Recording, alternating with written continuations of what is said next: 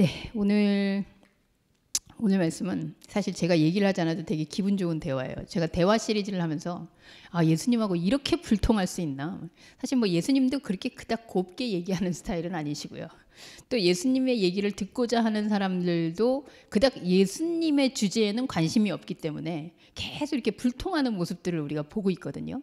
오늘 드디어 아마 제가 볼 때는 신구약 통틀어 하나님과 인간 또 예수와 인간이 대화를 했다라는 측면에서 가장 긴 대화가 아닌가? 그리고 예수님이 이렇게 즐거워하는 대화도 있구나. 그래서 간만에 우리가 웃으면서 말씀을 좀 받아들일 수 있지 않을까 싶은데 본문이 너무 길어요. 그래서 제가 읽는 것보다 우리 가끔씩 이렇게 극적인 드라마처럼 이제 읽으면 또 와닿더라고요. 그래서 오늘 사마리아 여인 대화인데요. 그 요한복음 3장이 아니고 4장입니다. 4장 1절에서 42절까지의 말씀을 공동체 성경 영상으로 우리 같이 한번 읽도록 하겠습니다. 제4장. 예수께서 제자를 삼고 세례를 베푸시는 것이 요한보다 많다 하는 말을 바리새인들이 들은 줄을 주께서 아신지라. 예수께서 친히 세례를 베푸신 것이 아니요 제자들이 베푼 것이라. 유대를 떠나사 다시 갈릴리로 가실새 사마리아를 통과하여야 하겠는지라. 사마리아에 있는 수가라는 동네에 이르시니 야곱이 그 아들 요셉에게 준 땅이 가깝고 거기 또 야곱의 우물이 있더라. 예수께서 길 가시다가 피곤하여 우물 곁에 그대로 앉으시니 때가 6시쯤 되었더라. 사마리아 여자 한 사람이 물을 기르러 왔음에 예수께서 물을 좀 달라. 이는 제자들이 먹을 것을 사러 그 동네에 들어갔음이로라. 사마리아 여자가 이르되 당신은 유대인으로서 어찌하여 사마리아 여자인 나에게 물을 달라 하나이까? 이는 유대인이 사마리아인과 상종하지 아니함이로라. 네가 만일 하나님의 선물과 또 내게 물 좀 달라 하는 이가 누구인 줄 알았더라면 네가 그에게 구하였을 것이요 그가 생수를 내게 주었으리라. 주여, 물 기를 그릇도 없고 이 우물은 깊은데 어디서 당신이 그 생수를 얻겠사옵나이까? 우리 조상 야곱이 이 우물을 우리에게 주셨고 또 여기서 자기와 자기 아들들과 짐승이 다 마셨는데 당신이 야곱보다 더 크니이까? 이 물을 마시는 자마다 다시 목마르려니와 내가 주는 물을 마시는 자는 영원히 목마르지 아니하리니 내가 주는 물은 그 속에서 영생하도록 솟아나는 샘물이 되리라. 주여, 그런 물을 내게 주사 목마르지도 않고 또 여기 물 기르러 오지도 않게 하옵소서. 가서 내 남편을 불러오라. 나는 남편이 없나이다. 내가 남편이 없다는 말이 옳도다. 너에게 남편 5이 있었고 지금 있는 자도 내 남편이 아니니 내 말이 참되도다. 주여, 내가 보니 선지자로소이다.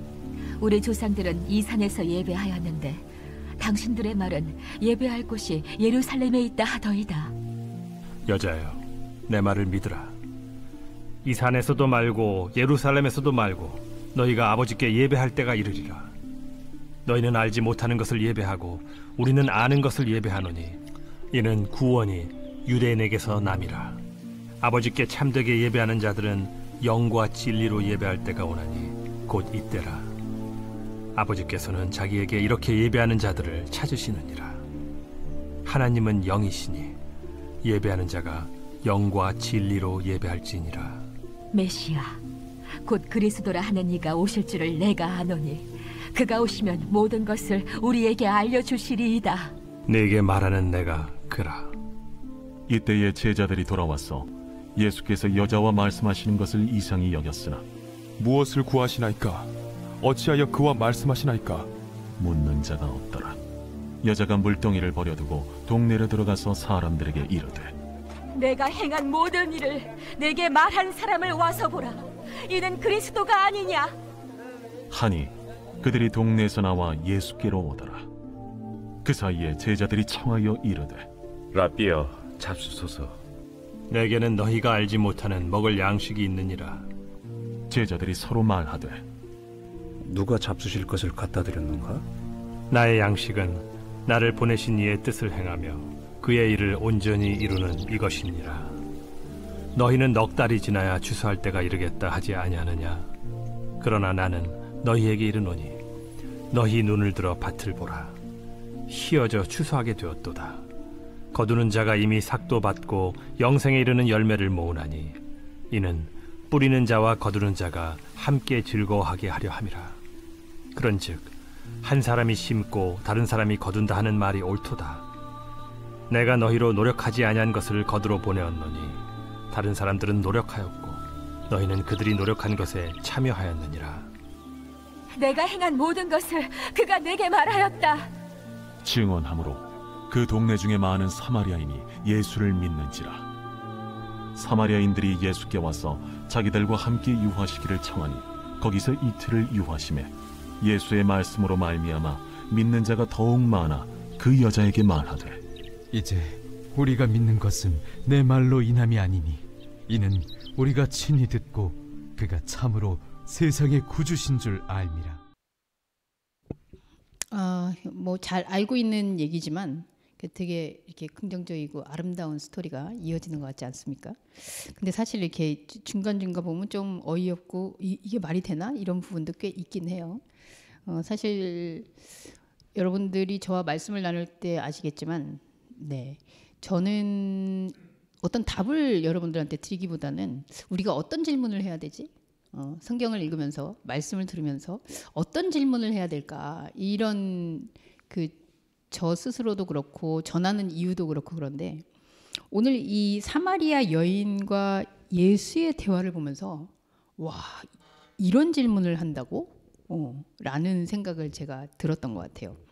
자, 일단 그 예수님이 이 여인을 만나게 되는 배경을 좀 생각해 보면 우리 지난주에 그쵸?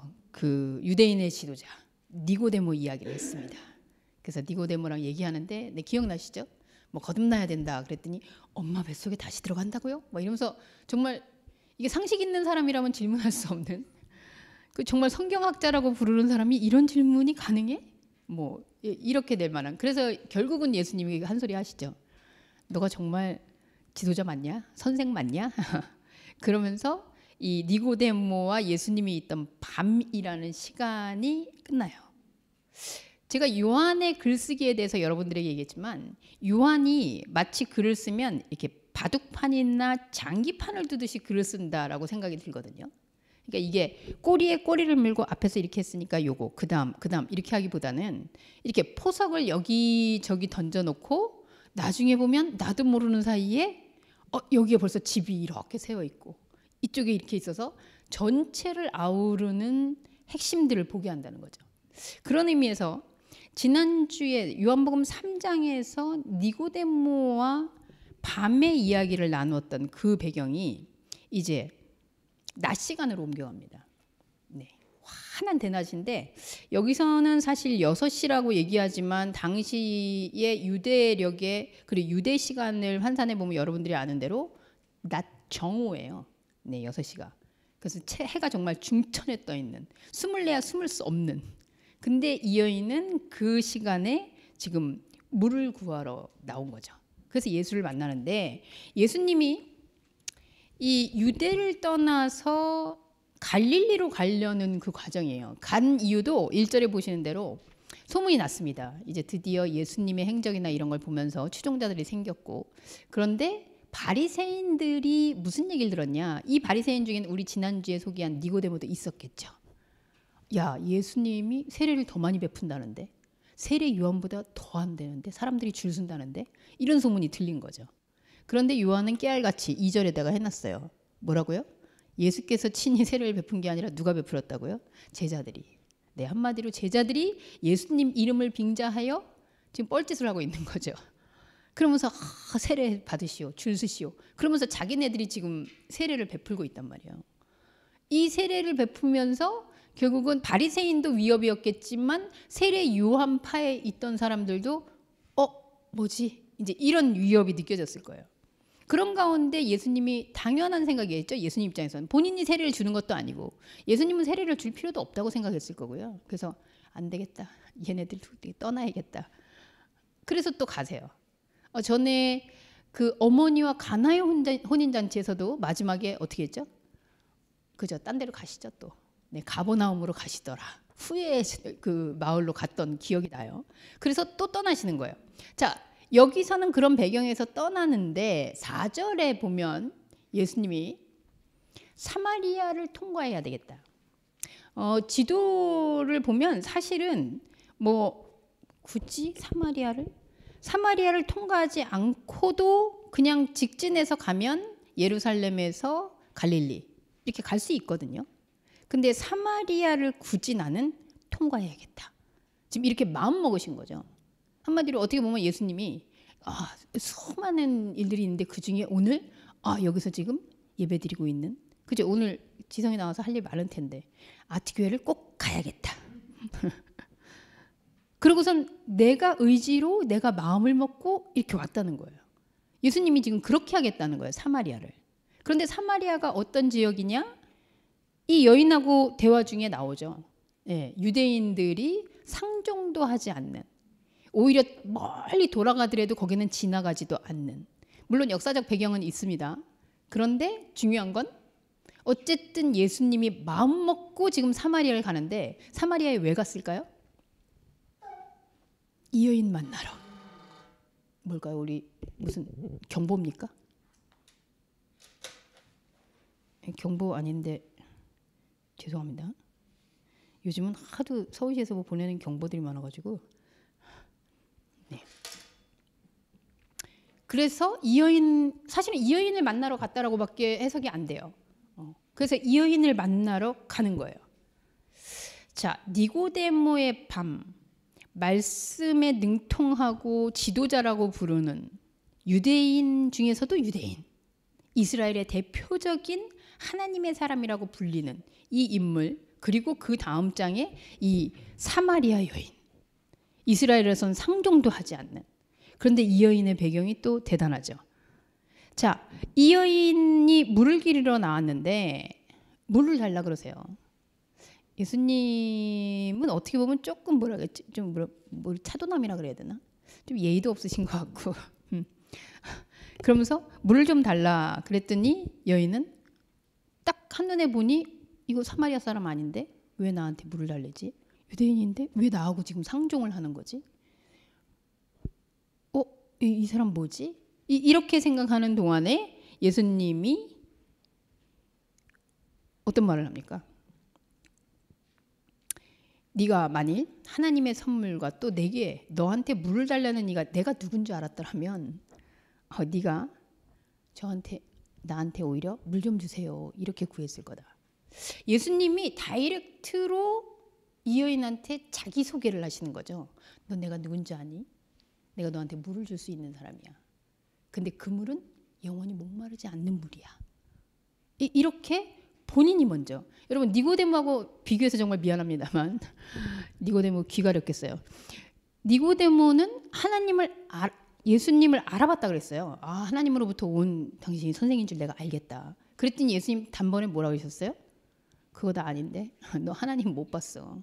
거듭나야, 물과 성령으로 거듭나야 하나님 나라 볼 수 있고 들어갈 수 있어. 이렇게 얘기했거든요.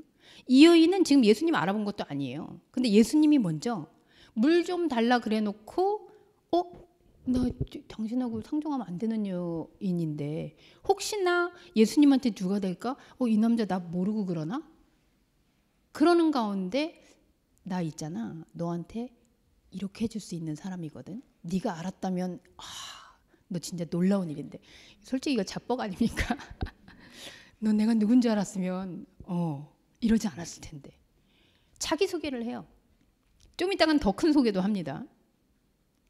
그랬더니 이 여인이, 자, 이 여인뿐만 아니라 예수님을 만난 거의 저희도 예외는 아닐 거예요. 모든 사람이 예수님이 어떤 이야기를 하면 다 현상의 얘기로 먼저 들어요. 그렇잖아요. 만났는데 이렇게 예수님이 뭐 제자들한테도 오라 뭐 이럴 때도 그렇고, 니고데모도 그렇고, 제자들도 그렇고, 심지어 어머니도 그렇고, 예수를 오늘 우리가 만났어도 예수님이 너는 참으로 진실할 사람이구나 이러면 우리는 진실하다는 얘기를 아, 내가 그동안 거짓말을 안 하고 그랬었나? 이렇게 현상의 어떤 이야기로 들을 거예요. 이게 당연한 거예요. 이건 나쁜 거 아니에요. 그리고 예수님을 만났는데 바로 구세주시다 이러는 게 좀 의심스러운 거죠. 오히려 이 여인도 예수님이 물 달라 하는 얘기를 처음에 들었을 때 당연히 그렇게 받았고요. 그런데 영생하도록 솟아나는 샘물을 내가 줄 수 있다 하는 순간에 여인이 태도가 바뀝니다. 그럼 나도 그 물 좀 주세요. 사실 이 메시지에 대해서는 우리가 너무 많은 설교들을 이제 들을 분들은 많이 들었었기 때문에 이 물을 달라는 게 어떤 의미인지, 이 여인이 왜 정오에 나와서 이랬는지 뭐 이런 얘기가 있을 수 있겠지만, 예수님이 지금 작정을 하고 남들한테 지탄을 받을 수도 있는 문제거리를 감수하고도 이 여인을 만나러 가고 그리고 대화를 시작하고 했다라는 그 배경을 봤을 때 사실은 이 심상치 않은 대화들이거든요. 근데 이 여인이 저 그럼 그 물 주세요. 그리고 물 안 기르러 오게 해주세요. 자, 여기까지는 좀 개연성이 있어요. 처음에 물 달라는 얘기에서 내가 물을 더 너한테 영생을 주는 물을 가질 수 있다. 그때 이 여인이 자연스럽게 반응하면서 나도 그런 물 먹고 싶다. 그러면서 물 안 길러러 오고 싶어요. 그게 이 여인의 심정이었어요. 자, 문제는 16절입니다. 자, 16절부터는 제가 여러분들의 이 대화를 대본처럼 이렇게 구분을 해놨어요. 네, 저쪽이 예수님 말씀이고요. 이쪽 오른편이 여인의 이야기예요. 그래서 이거를 이렇게 어떻게 주고받았는지를 명확하게 여러분들이 보시면서 이해할 수 있을 거예요. 자, 여인이 먼저 이렇게 얘기하면서 15절까지 그런 물을 내게 주사 목마르지도 않고 또 여기에 물 기르러 안 오고 싶습니다. 이렇게 얘기를 한 것까지는 티키타카로 얘기가 됐는데 16절 같이 읽습니다. 시작. 가서. 네. 아니 지금 물 얘기하다가 나 물 안 기르러 오고 싶다 그랬는데 갑자기 그죠, 우리 영현이 오늘 설교 들으러 왔는데 뭐 이렇게 영현이가 목사님 말씀 듣고 싶습니다. 가서 네 아버지를 모셔와라. 그럼 영현이 어떤 표정일까요? 그렇죠. 지금 이렇게 씩 하고 웃었어요. 남편을 데리러. 아니 물 얘기하다가 지금 잘 나가다가 갑자기 이 남편을 데려와라. 아니 왜? 그랬더니 여인이 또 대답을 해요. 저 남편 없는데요. 아마 기어 들어가는 소리로 얘기했을 거예요. 그랬더니 더 무례해져요. 예수님이. 아니 남편 데려오라 그런 것도 이상한데 거기다가 아니 알면 알아도 이거는 모른 척 해야 되는 게 에티켓 아니에요? 맞아. 네 말이 맞다. 너에게 남편이 5이 있고 지금 있으니까 지금 6번째 남편인 거죠. 6번째 지금 있는 남편도 네 남편이 아니니 너 참말이다. 아니 이게 아무리 지금 거짓말을 안 하고 하는 말이라고 하더라도 너무 예의 없는 말 아니에요? 그리고 이런 거는 알아도 모른 척 해야 되는 말이잖아요.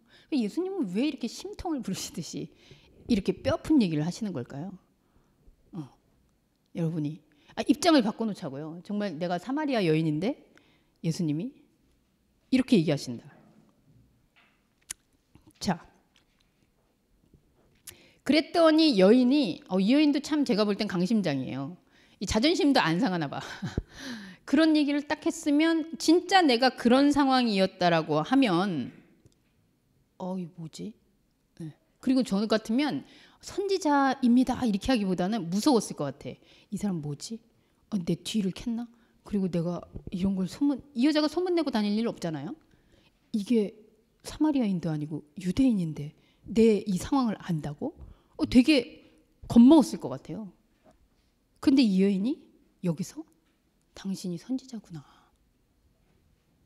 여러분, 니고데모가 당신이 선지자구나 이렇게 얘기했을 때에도 사전에 수많은 표적과 기적이 있었어요. 이 여자는 지금 예수님하고 처음 봤고요. 그리고 대화를 했어요. 말을 나눴어요. 그리고 자기 치부 같은 얘기를 했어요. 그랬는데 선지자군요. 이 여인의 태도도 저는 참 독특하다. 자, 그러면 여기서 우리 남편 짚고 가야죠. 남편이라는 게 과연 뭘까? 5번이나 남편을 바꾸고, 어떻게 보면 이 여인 그냥 인간적인 마음에 안쓰러운 마음 보면 되게 박복하다. 아니 어떻게 하면 남편을 6번째, 아니면 되게 아름답고 리즈 테일러처럼 막 이렇게 유명한 연예인이었나? 뭐 이렇게 생각하기 좀 어렵지만 어떻게 하다가 남편을, 자 지금도 사실 한국 사회도 좀 그럽니다만 남편이라는 게 어떤 상징인가요? 우리 권사님들에겐 남편의 의미가 좀 다를 거예요. 이제 한 50, 60 지나면 남편이 더 이상 나를 보호해주는 대상이 아니라 내가 보호해야 되는 대상이 되죠. 저희 어머니 이제 80대셨는데 70대에 이렇게 여성들 모임하면 어머니가 한 분만 다 이제 싱글로 이제 계시는데 한 분이 남편이 있는 거예요. 근데 그 권사님이 그러면 이렇게 모임 나올 때 되게 미안한 표정으로 그런데요. 모임 다른 분들한테 정말 미안한데 나 도시락 하나 싸가지고 가도 돼? 왜 도시락을 싸요? 저는 못 알아듣고. 근데 남편 데리고 온다는 말이래요. 남편을 데리고 오려면 우리끼리 밥 먹는데 미안하니까 거기 도시락 싸서 하나 먹이고 있겠다.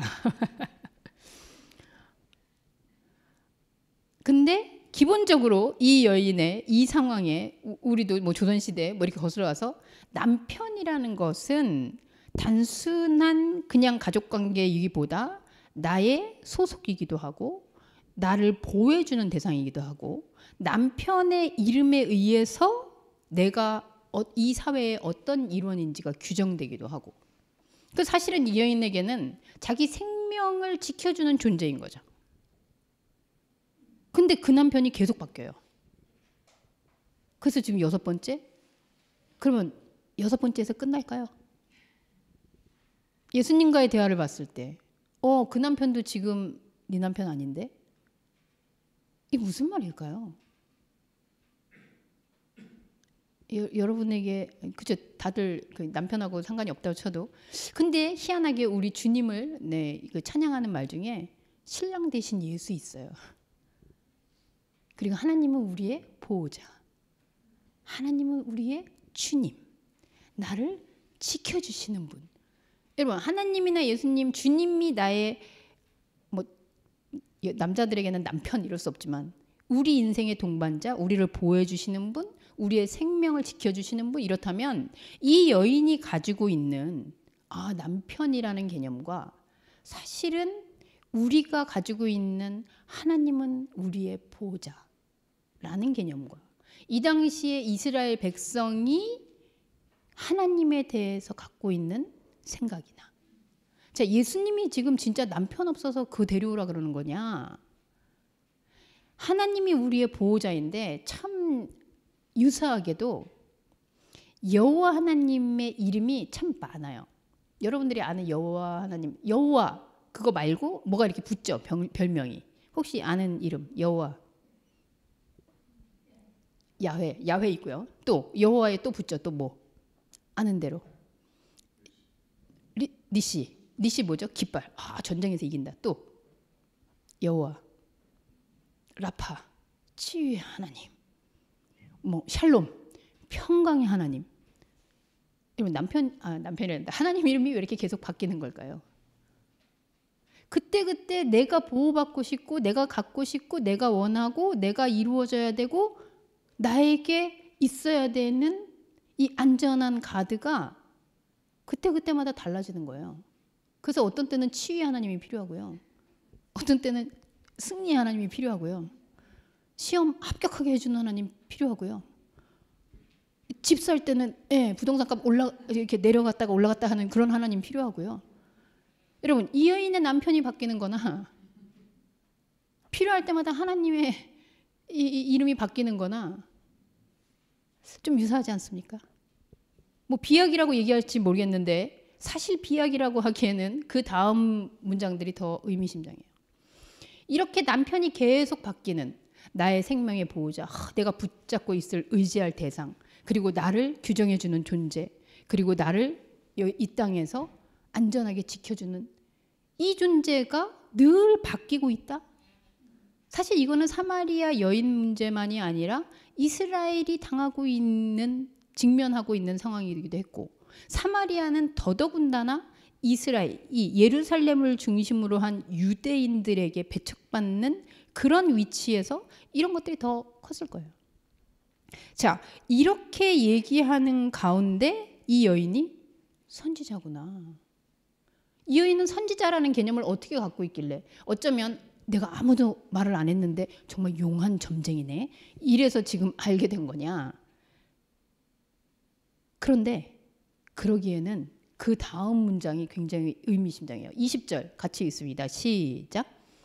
우리 조상들은 이 산에서 예배하였는데 당신들의 말은 예배할 곳이 예루살렘에 있다. 여러분, 지금 처음에 물 얘기하다 남편 얘기한 것도 되게 황당했어요. 근데 남편 얘기하고 있는데 이 여인이 뭘 물어봐요? 예배 어디서 드려요? 이거 물어본다고요. 이게 맞는 대화예요? 남편 데려와. 그랬더니 남편 없는데요. 그래, 너 여섯 번째인데 그것도 네 남편 아니겠지. 이랬더니 선지자네? 그러면 우리 예배 어디서 드려야 돼요? 여러분, 이 질문이 갑자기 정말 갑자기 튀어나온 말일까요? 선지자를 만난다면 이 여인은 묻고 싶은 말이, 자기 평생에 선지자를 만났는지 안 만났는지 모르겠지만 당신 선지자구나, 이렇게 되는 순간 질문을 하나 했는데 수많은 질문이 있을 수 있잖아요. 나는 왜 그러면 남편이 6번째나 됐을까요? 내 인생은 왜 이렇게 꼬이는 걸까요? 선지자님, 나는 왜 이렇게 힘들까요? 나 왜 이렇게 어렵게 살고 있는 거, 이럴 수 있는데 예배를 어디서 드려야 되는 겁니까? 심상치 않은 여인이에요. 그런데 당신들은 예루살렘에서 예배 드려야 된다고 한다. 예루살렘 성전에. 근데 우리는, 그렇죠? 이 앞에 배경에서, 제가 처음에 언급을 안 했지만 앞선 배경에서 이 사마리아가 어떤 곳이었냐면 5절에 보면요, 야곱이 그 아들 요셉에게 준 땅이 가까웠다. 그거 진짜 야곱이 언제 줬다는 거지? 보니까 야곱이 준 건 아니고 야곱이 축복했어요. 그 출애굽 전에 요셉의 아들들은 이 므낫세와 베냐민, 다른 사람들은 다 한 사람씩에게 축복했는데 너희 두 아들들이 갖게 될 거다. 한 땅이 이 땅이에요. 이 사마리아 근처. 그리고 야곱의 우물이 있어요. 그리고 여기는 아브라함이 묻힌 곳이기도 해요. 사실 구약의 역사로 보면 이 사마리아야말로 어떻게 보면 정통 유대인의 땅이죠. 그리고 야곱, 요셉, 아브라함, 이거 정통 계보 아닙니까? 근데 어쨌든 이들이 포로기 때 어떤 역사적 배경, 또 정치적인 입장, 이런 걸 통해서 지금은 배제된 땅이 돼 있다는 거죠. 근데 이 여인은 내가 여기서 이렇게 예배를 드리고 하나님을 믿고 살고 있는데 여기서 하는 건 아니라고? 그럼 난 예루살렘을 가야 되나? 근데 나는 예루살렘에 갈 수 있는 처지가 아닌데? 그럼 나는 하나님의 백성이 아닌가? 내 인생은 어떻게 되는 거지? 이 여인의 남편 걱정은, 그래서 이렇게도 해보고 저렇게도 해보고, 이게 나의 보호자인가? 내가 이렇게 하면 나를 살게 해주시나? 이렇게 하면 되나? 아마 여러분 중에도 그런 경우 있어요. 저는 정말 그랬던 것 같아요. 이 목사님 말씀 듣고 이렇게 하면 이거 내가 된 건가? 그래도 뭔가, 그래? 그럼 내가 더 열심히, 그러면 낮 예배를 나갔으니까 새벽 예배도 가야 되나? 부흥회도 가야 되나? 내가 이것도 해야 되나? 그러면서 계속 남편을 찾아다니는 거죠. 여기만 잘라서 녹화 보시는 분들은 오해할 수 있어요. 남편 찾아다닌다는 말이, 저는 남편이 한 명입니다. 네. 정말 나의 생명이 어떻게, 그리고 하나님과 내가 어떻게 관계를 맺고 사는 거지? 계속 찾아다니는 게 사실 남편을 바꾸면서 살고 있는 우리의 신세거든요. 그래서 이 여인은 그게 심각했던 문제인가 봐요. 근데 그게 결국은 그 귀결이 예배를 어디서 드리는 거지? 근데 나 여기서 예배 드려도 되는 겁니까? 그랬더니 예수님이 말씀하세요. 예수님 정말 이렇게 나이스하고 친절하신 예수님인지는 아주 말도, 여자여 내 말을 들으라 이렇게 말씀하시면서, 이 산도 아니고 저 산도 아니다. 산이라는 것은, 그렇죠, 우리가 예배 드리는 거, 하나님을 만나는 곳이라고 생각하는데, 현상의 눈에서 보이는 여기, 여러분 아시겠지만 이 간판이냐 저 간판이냐, 저 교회냐 이 교회냐, 심지어 동서말씀교회나 우리 교회처럼 간판도 없는 교회, 여기냐 저기냐 해서 보이는 어떤 곳은 그게 문제가 아니라는 거죠. 현상에서는 하나님께 어떠한 예배를 내가 드리겠다, 그리고 내가 똑같이 찬양을 해요. 똑같이 기도를 해요. 그러면 하나님과 연결되는 것은 무엇이고 하나님과 연결되지 않는 것은 무엇이냐. 이게 어디 위치적인데 현상적인데 있지 않다는 거잖아요. 하나님은 영이시니 예배하는 자가 영과 진리, 영과 진리로 그러니까 막 더 감정을 다해서 아니요. 영과 진리는 이 땅에서 할 게 없다는 거잖아요. 이 땅에서는 그렇게 할 수 있는 게 없다는 거잖아요. 눈에 보일 수 없다는 거잖아요. 그래서 우리 지난주에도 얘기했지만 영은 영으로, 육은 육으로. 그래서 육으로 하는 데에서는 예배가 있을 수 없다는 거죠. 하나님을 만나는 게 예배라면 물과 성령으로. 그래서 영은 영이고 육은 육이구나라고 구별되지 않으면 하나님과 만남이 없다는 거예요. 예배 안 드렸다는 거예요. 그게 예배가 아니라는 거예요. 그러니까 이게 사마리아의 그리심산이냐 예루살렘의 예루살렘 성전이냐 상관없다는 거죠. 네가 그런 게 아니다. 예수님 이렇게 얘기를 하세요. 여러분 수가성에 와서 예수님이 물 한 잔 달라 그러더니 갑자기 뜬금없이 남편을 데려오라 그러더니 하나님의 예배가 무엇인지 이 예배의 본질이 무엇인지 이 얘기를 지금 이 사마리아에 있는 여인하고 얘기를 하고 계세요.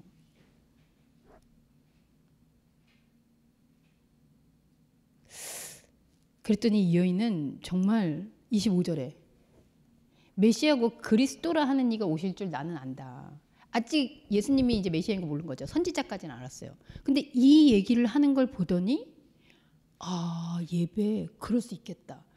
메시아가 오시면 당신이 지금 한 말을 확인해 주실 것 같다. 그리고 예배가 진짜 무엇이고 예배를 어떻게 드리는 건지 확인해 주실 거다.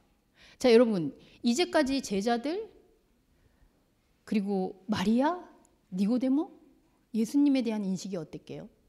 그리고 메시아 어떤 메시아 기다리고 있게요? 제자들이 기다리는 메시아 알잖아요, 여러분. 왕 되셔야죠. 정치적으로 입지 높아지셔야죠.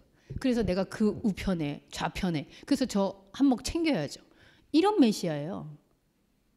오시면 다윗의 왕을 회복해가지고 이제 식민지였던 로마는 다 사라지고 우리나라가 잘 돼가지고 지금 이스라엘이 그런 메시아를 아직도 기다리잖아요. 그리고 그렇게 살잖아요. 이들이 기다리고 있는 메시아 심지어 자기 몸으로 잉태해서 낳았던 마리아도 내 아들 남달러 자 물이 포도주 되게 해봐 이런 메시아를 기다리고 있잖아요. 그리고 그런 걸 메시아라고 생각해요. 근데 이 여인은 어떤 메시아를 알고 있게요? 그분이 오면 예배가 뭔지 분명해질 거야. 여러분 안에 메시아는 어떤 메시아예요?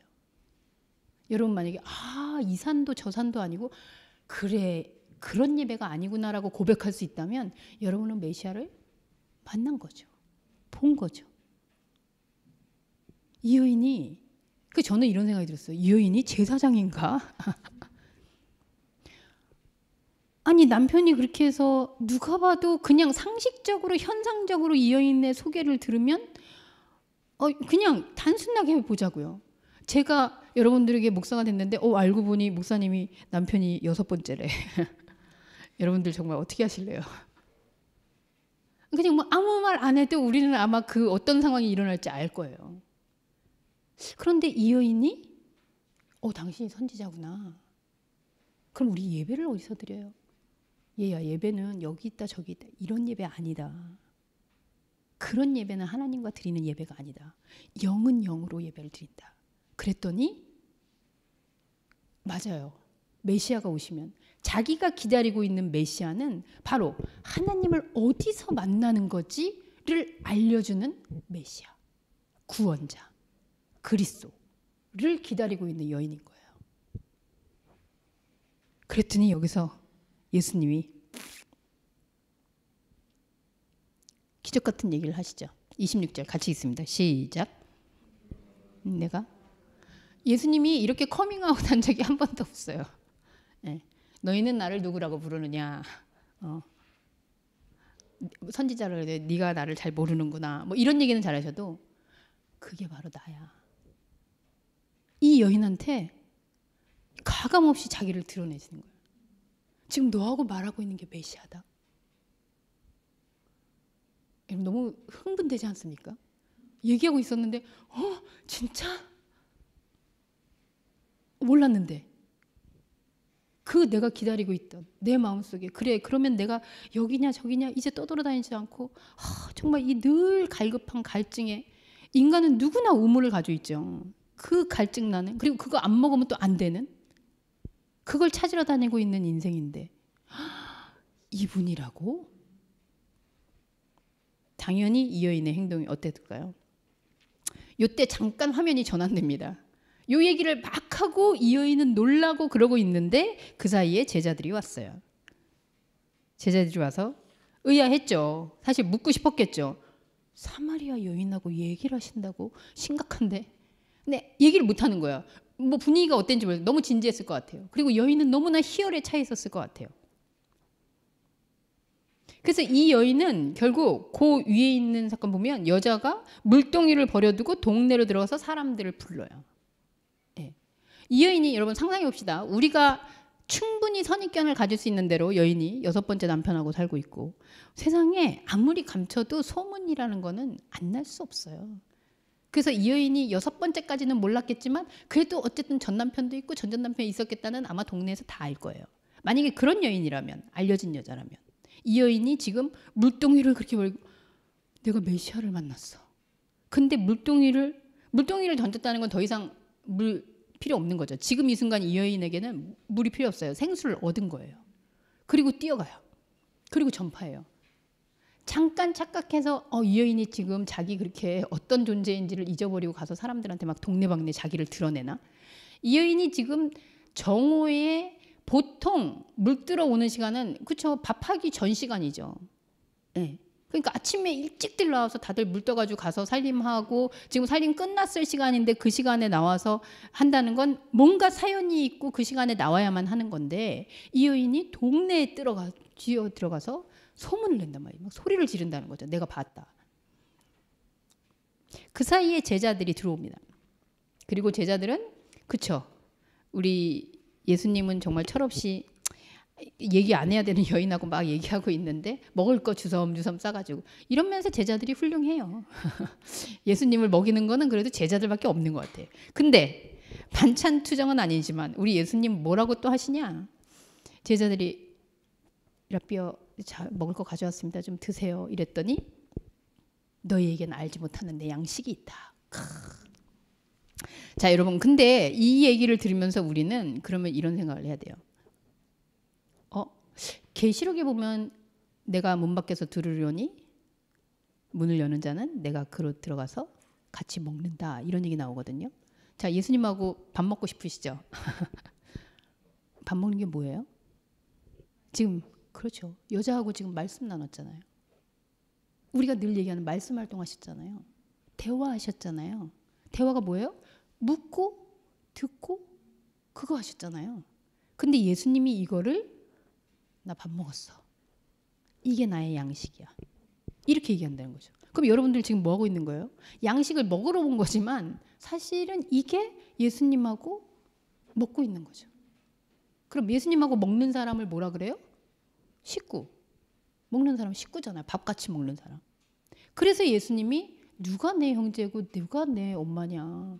나하고 같이 말씀을 나누는 자다. 너무 딱 떨어지는 말씀이잖아요. 지금 이 여인하고 같이 양식을 나눈 거예요. 그리고 예수님은 뭐라고 하시냐? 이게 바로 하나님인 본인, 그리스도인 자신, 인간 예수로 온 몸을 입고 왔지만 내가 진짜로 이 세상에 온 목적은 그리고 나의 존재성은 바로 이거 같이 밥 먹는 데 있다라는 거예요. 그럼 우리도 이 몸은 몸대로 먹고요. 그리고 이 양식을 먹는 게 우리의 진짜 하나님으로부터 온 영이 오직 해야 하는 양식인 거죠. 오직 먹어야 되는 양식이죠. 이걸 지금 예수님이 확인시켜 주시는 거예요. 제자들이 알 수가 없죠. 야, 나 말고 누가 먼저 갖다 드렸어. 끝까지 현상으로 계속 예수님의 영적인 세계에도 계속 현상으로 풀어내는 게 지금 이 제자들의 모습이고요. 하나님의 말씀의 세계, 예수님의 말씀의 세계를 알게 되면요. 이게 어떻게 보면 비약 같잖아요. 갑자기 물 얘기하다가 남편 얘기하다가 갑자기 예배 얘기하다가 메시아 얘기하다가 뭐 이런 비약이 다 있어. 근데 그 말이 서로 통한다는 거예요. 그래서 왜 전라도에서는 뭐 거시기로 다 통한다면서요. 거시기 하면 거시기 했으니까 거시기라며 거시기야. 이러면 다 안다면서요. 그렇게 되는 거예요. 전혀 맥락이 안 맞는 얘기인데 예수님과 이 얘기가 다 통한다는 거죠. 이게 영의 대화예요. 이게 영의 양식이에요. 그리고선 예수님이 잠깐 뭐 지루하지만 막 추수가 어떠니였더니 막 말하십니다. 제가 볼 땐 예수님이 흥분하셨어요. 내 말을 알아듣는 이 여인을 만나고 예수님 너무 행복하셨어요.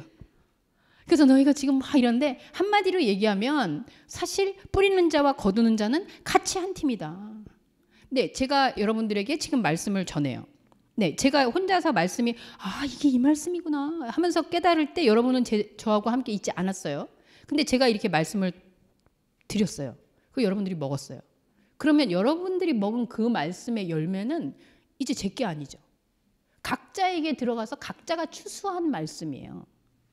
이건 제가 추수를 걷어서 떠먹여줄게 이게 아니라 내가 이렇게 말씀을 전하지만 그 전해진 말씀이 들은 여러분한테 들어가서 여러분의 양식이 된단 말이죠.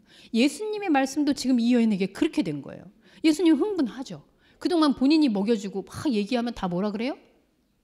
예수님 그게 금수저입니까? 은수저입니까? 요즘 금값이 비싸다는데 뭐 이러지 않습니까? 관심이 없잖아요. 먹은 양식에는 관심 없고 그 숟가락이 금숟가락이냐 은숟가락이 이러고 있잖아요. 그런 분위기에서 이렇게 말귀를 알아듣느냐. 내 식구구나. 그리고 내가 이 세상에 온 목적을 이 여인이 나와 함께 이루어주는구나. 그게 같이 씨 뿌리는 자와 씨 이걸 추수하는 자가 함께 거두는 거죠. 듣는 자가. 네. 저는 예수님이 흥분한 거 이때 처음 본 것 같아요. 보통은 승질 나서 흥분하시는데 자 이렇게 했더니 여자가 내가 행한 모든 것을 행한 모든 거라는 게 사실은 여기서 행했다라니까 남편 여섯 있는 거 맞췄어? 여러분 동네 사람들이 남편 여섯 맞힌 거에 그렇게 득달같이 뛰어나와가지고 와 대단한데 뭐 이런 건 점쟁이도 할 것 같아요. 그러면 이 여인이 행한 모든 것이라는 건 바로 이 여인이 행함의 말씀. 예배가 무엇이지? 그리스도가 누구이지? 이랬던 게 이 사람 안에서 풀렸잖아요. 그리고 밝혀졌잖아요. 그리스도? 이분이 내가 그토록 상상하고 추론하고 내가 무슨 성경학자 아니지만 내가 정말 갈증을 느끼지 않고 더 이상 남편 바꿀 필요도 없고 여호와의 이름을 막 바꿔가며 부를 필요도 없고 그냥 여호와? 이러면 끝나는 이분이다. 그랬더니 동네 중에 많은 사람이 나와서 믿는데요.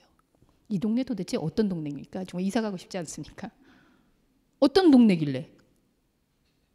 그 다음 장에 보면 참 우리 요한은 참 이 뭐라 그럴까? 하여튼 약간 천재성이 있어요. 그 다음 장에 가면 갈릴리를 가는데 예수님이 그런 말 하세요. 원래 선지자가 고향에서는 환영받는 적이 없다. 이런 얘기 하거든요. 이 사마리아는 도대체 뭐길래? 유대하고 상종도 안 하는 마을에서. 그런데 이 요한이 특히 그런 것인지 누가복음에 등장하는데 예수님이 의도적으로 이 사마리아인들을 언급한 게 2번이에요. 이 여인까지 3번입니다. 언제 나오냐? 여러분 잘 알고 있는 선한 사마리아인 이야기. 예수님이 비유로 말씀하신 거잖아요. 그런데 다 지나가는데 사마리아인이 강도 만난 사람을 결국은 그렇게 해주더라. 강도 만난 사람은 유대인이었겠죠. 그래서 거기서 등장하고요. 또 한 번 등장을 해요. 예수님이 10명의 문둥병 환자를 고쳐주셨습니다. 그중에 1명이 돌아와서 인사했어요. 어디 출신? 사마리아인 출신. 예수님이 다분히 의도적으로 말씀하시는 거죠. 지금 이 사마리아 여인하고 함께 이러는데 이 사마리아 이 동네 사람들 도대체 무슨 일이 있길래 이 동네 사람들은 이런 여인이 소위 말하면 현상적으로 봤을 때 기피할 수 있는 그런 여인이 와서 얘기하는데 달려나와서 어디 근데 이 여인 뭐 하느냐? 여러분 아시죠? 돼지떼 사건 났을 때에도 동네 사람이 나와서 막 다 가라 그러잖아요. 예수님 보고. 그리고 귀신 쫓아내는데도 막 바알세불에 뭐 어쩌니 이러면서 쫓아내잖아요. 예수님이 엄청난 기적을 일으켜도 사람들은 꼼짝도 안 해요. 그리고 자기한테 이익이 안 되면 네, 돌 던집니다. 근데 이 사마리아인들은 와가지고 예수님한테 뭘 원하느냐? 40절에 보시면 우리랑 함께 있어달라. 이유는 그래서 예수님이 이틀씩이나 유해요. 예수의 뭐로? 기적으로? 예수의 표적으로? 예수의 말씀으로. 그냥 말씀을 하는 거예요. 아니 이런 훌륭한 동네가 있습니까? 물론 기록적으로 저는 사마리아라는 이 예수님 기록의 비유로 봤을 때 이 사마리아가 어떤 거냐라는, 예를 들어서 그죠, 제가 늘 얘기해 보는 건 이 세상에 나 혼자만 있다고 했을 때 그럼 나의 사마리아는 뭐지? 사마리아 여인은 뭐지? 예수님이 작정을 하고 갔다라는 건 분명히 예수님이 인간적으로 이 여성하고 무슨 데이트하자고 간 건 아니잖아요. 예수님이 메시아라는, 그리고 구원자라는, 그리고 그리스도라는 하나님의 속성을 가지고 찾아갔다면 분명히 영적인 교감을 위해서 갔을 거예요. 그렇다면 나라는 한 존재 안에서도 예수님이 나에게 다가온다면 분명히 내 안에 사실은 어떻게 보면은 선입견으로 치부돼 있고 어떻게 보면 계속 하나님을 여기저기 이러면서 찾고 있고 남편을 바꿔가는, 그리고 거기에서 남들 눈치 안 보게 뭔가 조심스럽고 이게 예배인가 저게 예배인가 고민하고 있고, 그런 고민이 일어나고 있는 지점, 사마리아 여인의 지점으로 오실 거라는 거죠. 그리고 대화를 할 거예요. 그리고 너의 하나님을 데리고 와봐라. 하나님이요? 지금은 안 계신가? 그래, 너 지금 있어도 그 하나님이 네 하나님이 아니지. 그 말씀으로 확인시켜 주시는 거죠. 우리의 사마리아에 들어오시고, 유대인 중에서도 예루살렘에서 바리새인 중에 지도자인, 인싸 중에 인싸인 니고데모를 만났는데, 이 여자는 어떻게 보면 이 짧은 표현에서 죄송해요. 아싸 중에 아싸잖아요. 아웃사이더 중에 아웃사이더. 아무도 주목할 만한 거리가 없는. 여러분, 우리의 영적인 그 지점이 하나님과 접점을 이루는, 말씀에 교감하는 지점이 바로 우리가 그렇게 찾을 수 있다는 거죠. 예수님이 그걸 위해서 왔다는 거죠. 그래서 나를 만나러 왔어도 예수님은 그렇게 찾아오셨을 거예요. 그리고 그 사마리아 중에서도 여인, 그리고 이 여인이 나가서 막 호들갑 떠면서 그러면 막 했는데 막 몰려와. 분명히 이들도 고민했나 봐요. 이게 메시아인가? 뭐가 메시아지? 우리 여기서 예배 이렇게 드리고 있어도 되나? 이걸 그냥 그 당시에 지역에 있던 어떤 사람들이라고 생각할 수 있겠지만 나 하나라고 생각했을 때, 제가 그렇잖아요. 여러분, 아는 게 사실은 믿는 게 행동이라고. 제가 그래, 새벽 예배를 통해서 하나님을 만나야 되는 거야, 하나님, 기도의 하나님이 할 때 저는 새벽 예배에 나가 앉아 있었어요. 제 몸이 따라 나가잖아요. 하나님께 열심히 해서 헌신하고 헌금하고 이렇게 드려야 하나님이 나중에 축복하시는 분이다라고 알고 있었을 땐 맨날 드렸어요. 몸이 따라가잖아요. 그 몸들이 사마리아와 사마리아 여인에 있는 사람들, 내 안에 있는 영적인 자, 하나님의 말씀을 붙잡고 싶은 나와 그 말씀을 어떻게 이해하고 있느냐에 따라서 움직이고 있는 나들, 그게 바로 사마리아 여인과 사마리아 동네 사람들인 거죠. 그래서 이 여인이 드디어 내가 알았어, 메시아가 뭔지 알았어라고 하면, 여러분, 그렇게 하나님이 만나는 분 아니고 이 산도 저 산도 이런 거 아니라는데 더 이상 제가 이 산 저 산 다닐 필요가 없잖아요. 내 몸이 안 하잖아요 이제. 그래서 행함이 있는 믿음이라는 거는 그냥 어쩔 수 없이 말씀이 이렇게 깨달아지면 내 몸이 그렇게 움직이는 거예요. 우리의 현상은 그러면 하나님께 내가 뭘 어떻게 해야지, 더 열심히 해야지, 이게 아니라 내가 이제 더 이상 그런 게 하나님의 세계가 아니었구나 하면 그렇게 안 한다고요. 더 이상 내가 막 남편을 바꿔가며 하나님의 이름을 바꿔가며 그러지 않는다고요. 그게 우리 몸이 영을 같이 따라오는 거예요. 그게 전도라고요. 나가서 동네방네 떠들었더니 막 사람들이 몰려오고 뭘 믿고, 결국은 이 동네방네 사람들도 이 여인과 같은 결인 거죠. 그러면서 뭐라 그래요? 결정적으로 마지막 말이 정말 멋있습니다. 42절 같이 읽습니다. 시작. 그 여자에게 말하되 이제 우리가 믿는 것은 네 말로 인함이 아니니 이는 우리가 친히 듣고 그가 참으로 세상의 구주이신 줄 알미라 하였더라. 여러분의 고백과 똑같죠. 더 이상 목사님이 설명해서가 아니고요.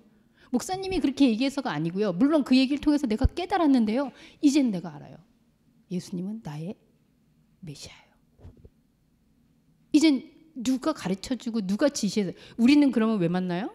그걸 확인하는 공동체잖아요. 아, 그렇구나. 왜냐면 현상들은 또 여러 가지가 이렇게 있으니까. 그러면 또 와서 그 안에서 우리의 영이 우리의 현상들을 또 견인하는 전도를 하는 거죠. 아, 그렇지.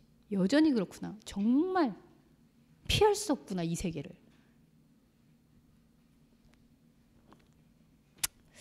예수님은 과연, 그리고 요한은 이 복음서를 통해서 우리에게 어떤 질문을 하고 있는가? 늘 같은 질문이지만 누가 제자인가? 세례를 부풀는 사람들? 예수님처럼 우리도 세례요한처럼 거룩하게. 예수님 그럼 피해 다니신다고요.